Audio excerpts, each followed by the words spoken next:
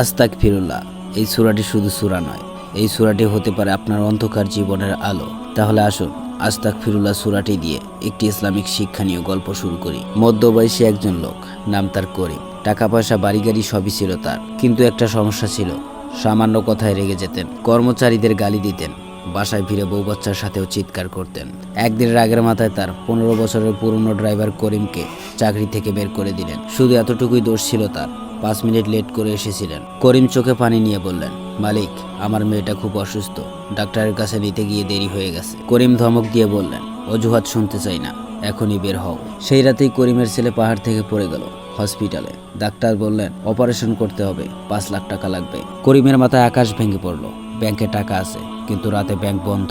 করিম আত্মীয় স্বজন সবাইকে ফোন দিলেন, কিন্তু কেউ ফোন ধরলেন না। অসহায় হয়ে তিনি মসজিদে গেলেন। হজরের আগে অন্ধকারে সে সেজদায় পড়ে বললেন, আস্তাগফিরুল্লাহ রাব্বি মিন কুল্লি জানবি ওয়া আতুবু ইলাইহি লা হাওলা ওয়ালা কুওয়াতা ইল্লা বিল্লাহিল আলিয়্যিল আযীম। এই সূরাটির মানে হচ্ছে, আমি আল্লাহর কাছে ক্ষমা চাই আমার সব গুনাহের জন্য এবং তার দিকেই ফিরে আসি। করিম কাঁদতে কাঁদতে ঘুমিয়ে পড়লেন। সকালে ঘুম ভাঙতেই দেখলেন ফোনে মিস কল। রহিম ফোন করেছেন।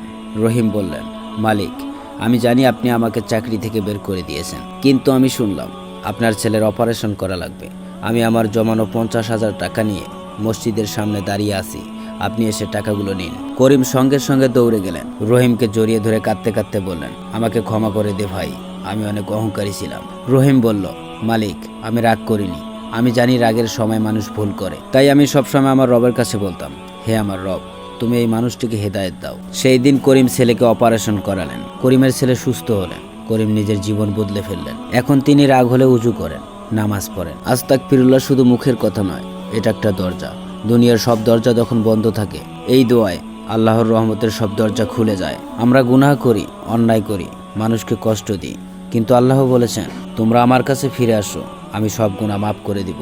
ফুল ভিডিওটি দেখার জন্য ধন্যবাদ। ভিডিওটি যদি ভালো লেগে থাকে তাহলে এই ভিডিওতে একটি লাইক, একটি কমেন্ট, আর নেক্সট ভিডিও পাওয়ার জন্য তাকবীর মোটিভেশনাল চ্যানেলটিকে সাবস্ক্রাইব করে পাশেই থাকবেন। তাহলে নেক্সট ভিডিও আসা পর্যন্ত সবাই ভালো থাকবেন, সুস্থ থাকবেন। আল্লাহ হাফেজ।